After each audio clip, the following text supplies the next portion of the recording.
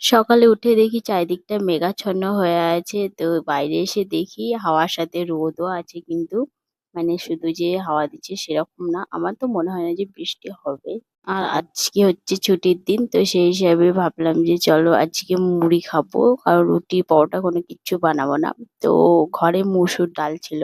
ডালটা অনেকদিন আনা হয়েছে কিন্তু বানানো হয়নি। তো আজকে বানাবো। নমস্কার বন্ধুরা, কেমন আছো সবাই? আশা করছি সবাই খুব ভালো আছো। তো আমরাও বেশ ভালো আছি। সকাল থেকে মেঘলা হয়ে আছে, তো কিছুক্ষণ পর আবার রোদ উঠে গেছে। আমি বাইরেটা দেখে এলাম আর কিছু জিনিসপত্র বারান্দার মধ্যে পড়েছিল, তো সেগুলো সব তুলে ঘরের মধ্যে রেখে দিলাম।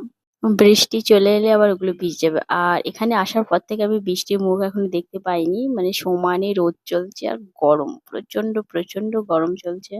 আর সাথে হচ্ছে তোমার গরম হাওয়া, মানে এত জোরে জোরে গরম হাওয়া বইছে দুপুরবেলা থেকে, তো দরজা জানালা খুলে রাখা মুশকিলই হয়ে যাচ্ছে। মসুর ডালটা সেদ্ধ করতে বসিয়ে দিয়েছি আর সাথে কয়েকটা আলু দিয়েছি আর একটু সামান্য নুন দিয়েছি যাতে তাড়াতাড়ি সেদ্ধ হয়ে যায়। তারপর সেদ্ধ হয়ে যাওয়ার পরও প্রসেসটা করব। তো দেখো ডালটা খুব সুন্দরভাবে সেদ্ধ হয়ে গেছে, যেরকম চেয়েছিলাম ঠিক সেই রকমই হয়েছে। এইরকম একটু বেশ জল জল পাড়া থাকলে কিন্তু খেতে খুব ভালো লাগে। আর এখানে মানে এই চণ্ডীগড় আর আম্বালার মধ্যে অনেক অনেক পার্থক্য। এখানে সবজির কিন্তু খুব খুব দাম। মানে আলু থেকে শুরু করে সব রকম সবজি এখানে বেশি দাম, কিন্তু আম্বালায় এতটাও ছিল না।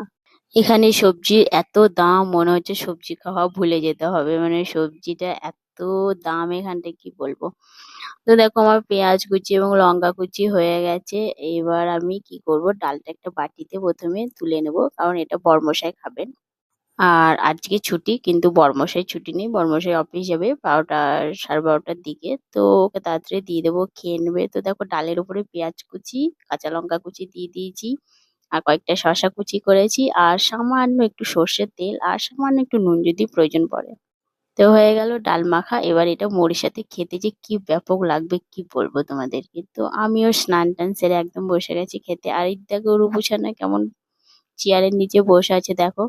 তো রূপকে আমি খাইয়ে দিতে গেলাম, ও কিন্তু খায়নি। ও ওই মুখের মধ্যে ডিম সেদ্ধ ভরেছে দিয়ে চিবাচ্ছে আর আমি কিন্তু বসে গেছি খেতে। তো তারপরে আবার দুপুরে রান্না বান্না কি করব বুঝতে পারছিলাম না, কারণ কি বলতো সবজি এনেছিল তো সবজি শেষ হয়ে গেছে।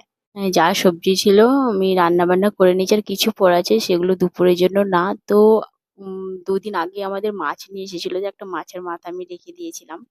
তো ওটা রান্না করে নিয়ে তো ভাবলাম একটু ডাল আছে তেওড়ার ডাল, তো তেওড়ার ডাল দিয়ে আলু দিয়ে আর মাছের মাথাটা দিয়ে আজকে হবে সবজি দুপুরের। আর কি বলতো মানে বিভিন্ন জায়গায় ঘোরা হয়ে গেল, কিন্তু এই যে এখান থেকে ওখান এখান থেকে ওখান যেখানেই তুমি যাও না কেন কিছু না কিছু জিনিসের পরিবর্তন তুমি দেখতেই পাবে। পরিবর্তন বলতে এই যে তোমার ধরো এক জায়গায় কাছে মার্কেট আছে, কোনো জায়গায় কাছে মার্কেট নেই, কোনো জায়গায় কাছে দোকান আছে, কোনো জায়গায় কোনো কিছু নেই, এইরকম। এখানে সেম, এখানে একটা বড় শপিং কমপ্লেক্স আছে আর তোমার কাছে পিঠে কোনো ছোট্ট দোকান বা কোনো কিছু নেই যে তুমি কোনো প্রয়োজনে কোনো কিছু কিনে নিয়ে আসবে বা তোমার কোনো কিছু দরকার পড়লো সেগুলো তুমি পাবে না।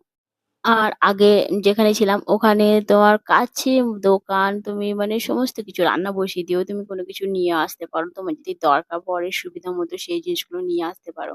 কিন্তু এখানে কিন্তু সেরকম সুবিধা একদমই নেই। আর কমপ্লেক্সটা বেশ অনেকটা দূরে, তো আমার পক্ষে রূপুকে নিয়ে দুপুরবেলায় বলো সকালবেলায় বলো যাওয়া একদমই সম্ভব নয়। বড়মশাই যখন কোনো কিছু এনে দেবেন বা গিয়ে নিয়ে আসবে তখনই হবে, বা সবাই মিলে একসাথে গেলাম সেই রকম। তো আমি এর মাঝখানে একবার কমপ্লেক্সে ঘুরে এসেছি, অনেকটা বড় আর কিন্তু অনেক দাম জিনিসের। এখানে মানে আমি 5টা ফুচকা খেলাম এসে, 5টা ফুচকা 30 টাকা। ওটা আম্বালাতেও ছিল, দই ফুচকা 6টায় 30 টাকা। আর তোমার নর্মাল যে জল ফুচকা ওটাও 6টায় 30 টাকা। আর যেখানেই যাই বলো ফুচকাটা ছাড়া যায় না, মানে ফুচকা খেতে হবে এরকম। তো আমি ফুচকাটা খেয়ে দেখলাম আর একটা সিঙ্গারা খেয়েছিলাম, তো সিঙ্গারাটাও 15 টাকা নিয়েছিল। ওটাও মানে রেঞ্জের মধ্যে, ওটা রেঞ্জের বলতে ওটা আম্বালাতেও সেম দাম ছিল। তো সেই হিসাবে যেখানে যাই সেখানে কিছু না কিছু পরিবর্তন হয়ে থাকে। আর বাঙালি মানুষ একটু মাছ একটু মাংস না হলে চলে না সত্যি বলতে।